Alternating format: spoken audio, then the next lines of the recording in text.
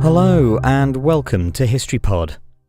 I'd like to say a very sincere thank you to Brandy Burnett, whose support for HistoryPod on Patreon helps to keep the daily episodes like this one being researched, recorded and released. If you'd like to join Brandy and her fellow HistoryPod supporters, you can find details at patreon.com/HistoryPod.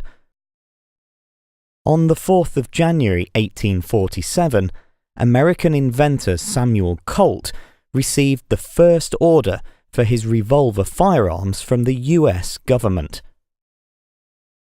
Samuel Colt was born into a wealthy Connecticut family and, by the time he was 18, had developed a keen interest in science and technology. Inspired by the capstan ratchet mechanisms he'd seen while on board the brig the Corvo, he later created his indexing revolver mechanism that allowed a single-barreled firearm to hold and fire multiple rounds. Having developed his fortune by touring the United States delivering nitrous oxide demonstrations, in 1835 Colt travelled to Britain, where he patented the prototype revolver that he'd commissioned gunsmith John Pearson to build. After securing the European patent, he then returned to America, where he was granted the United States one.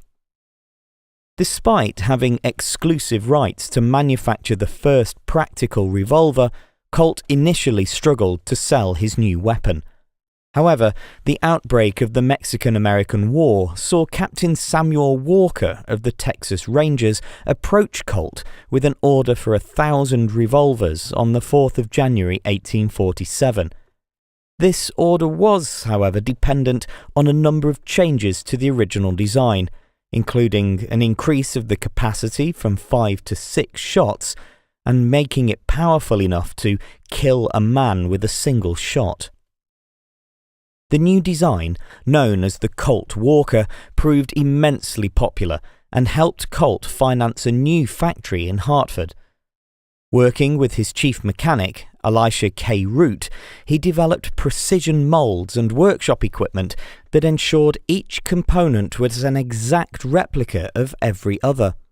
This meant that the parts of each gun were interchangeable, resulting in one of the world's first industrial assembly lines.